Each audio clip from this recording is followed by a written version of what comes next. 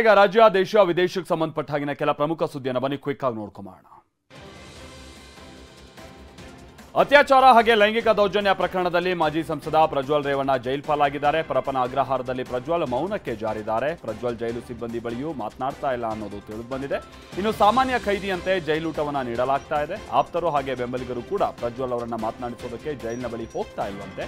ಹೀಗಾಗಿ ಪ್ರಜ್ವಲ್ ಯೋಚನೆಯಲ್ಲಿಯೇ ದಿನ ದೂಡ್ತಾ ಇದ್ದಾರೆ. ಅಮಿತ್ ಶಾ ಎರಡನೇ ಬಾರಿಗೆ ಗೃಹ ಸಚಿವರಾಗಿ ಅಧಿಕಾರವನ್ನು ವಹಿಸಿಕೊಂಡಿದ್ದಾರೆ. ದೆಹಲಿಯಲ್ಲಿರುವಂತಹ ರಾಷ್ಟ್ರೀಯ ಪೊಲೀಸ್ ಸ್ಮಾರಕಕ್ಕೆ ಭೇಟಿ ನೀಡಿ ಹುತಾತ್ಮ ಪೊಲೀಸರಿಗೆ ಗೌರವ ಸಲ್ಲಿಸಿದ್ರು. ಬಳಿಕ ಗೃಹ ಸಚಿವರಾಗಿ ಅಧಿಕಾರ ವಹಿಸಿಕೊಂಡ್ರು. ಇತ್ತ ಬಿಜೆಪಿ ರಾಜ್ಯಾಧ್ಯಕ್ಷರಾಗಿದ್ದಂತ ಜೆಪಿ ನಡ್ಡಾ ಕೇಂದ್ರ ಆರೋಗ್ಯ ಸಚಿವರಾಗಿ ಅಧಿಕಾರ ವಹಿಸಿಕೊಂಡಿದ್ದಾರೆ. ಪ್ರಹ್ಲಾದ್ ಜೋಶಿ, ವಿ ಸೋಮಣ್ಣ ಕೂಡ ಸಚಿವರಾಗಿ ಇನ್ಚಾರ್ಜ್ ಅನ್ನು ತೆಗೆದುಕೊಂಡಿದ್ದಾರೆ. ಕೇಂದ್ರ ಮಹಿಳಾ ಮತ್ತು ಮಕ್ಕಳ ಕಲ್ಯಾಣ ಸಚಿವೆಯಾಗಿ ಅನ್ನಪೂರ್ಣ ದೇವಿ ಅಧಿಕಾರವನ್ನು ವಹಿಸಿಕೊಂಡಿದ್ದಾರೆ. ಕಳೆದ ಬಾರಿ ಬಿಜೆಪಿ ನಾಯಕಿ ಸ್ಮೃತಿ ಇರಾನಿ ಈ ಖಾತೆಯನ್ನು ನಿಭಾಯಿಸಿದ್ದರು. ಈ ಬಾರಿ ಸೋತ ಹಿನ್ನೆಲೆಯಲ್ಲಿ ಅವರ ಸ್ಥಾನವನ್ನು ಅನ್ನಪೂರ್ಣ ದೇವಿಯವರಿಗೆ ಕೊಡಲಾಗಿದೆ. ಅಧಿಕಾರ ಸ್ವೀಕಾರ ಮಾಡುವ ಮುನ್ನ ಅನ್ನಪೂರ್ಣ ಅವರು ಸ್ಮೃತಿ ಇರಾನಿ ಅವರನ್ನ ಭೇಟಿಯಾಗಿ ಮಾತುಕತೆ ನಡೆಸಿದ್ದಾರೆ. ಮತ್ತೊಂದು ಕಡೆ ಮಧ್ಯಪ್ರದೇಶದ ಸಿಎಂ ಆಗಿದ್ದ ಶಿವರಾಜ್ ಸಿಂಗ್ ಚೌಹಾಣ್ ಸಚಿವರಾಗಿ ಅಧಿಕಾರವನ್ನು ವಹಿಸಿಕೊಂಡಿದ್ದಾರೆ.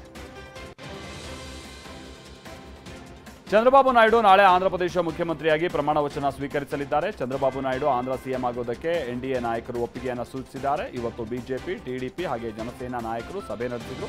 ಪವನ್ ಕಲ್ಯಾಣ್ ಉಪಮುಖ್ಯಮಂತ್ರಿ ಆಗಲಿದ್ದಾರೆ ಅಂತಾನೂ ಕೂಡ ಮೂಲಗಳಿಂದ ಮಾಹಿತಿ ಲಭ್ಯ ಆಗ್ತಾ ಇದೆ.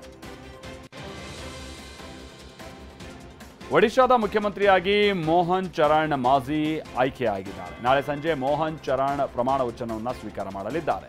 ಇವತ್ತಿನ ಬಿಜೆಪಿ ಶಾಸಕಾಂಗ ಸಭೆಯಲ್ಲಿ ಮೋಹನ್ ಚರಣ್ ಹೆಸರು ಅಂತಿಮಗೊಳಿಸಲಾಗಿದೆ. ಕೇಂದ್ರ ಸಚಿವ ರಾಜನಾಥ್ ಸಿಂಗ್ ನೇತೃತ್ವದಲ್ಲಿ ಸಿಎಂರನ್ನು ಆಯ್ಕೆ ಮಾಡಲಾಗಿದೆ. ಒಡಿಶಾ ವಿಧಾನಸಭಾ ಚುನಾವಣೆಯಲ್ಲಿ ಬಿಜೆಪಿ ಬಹಳ ಸ್ಪಷ್ಟ ಬಹುಮತವನ್ನು ಸಾಧಿಸಿದೆ.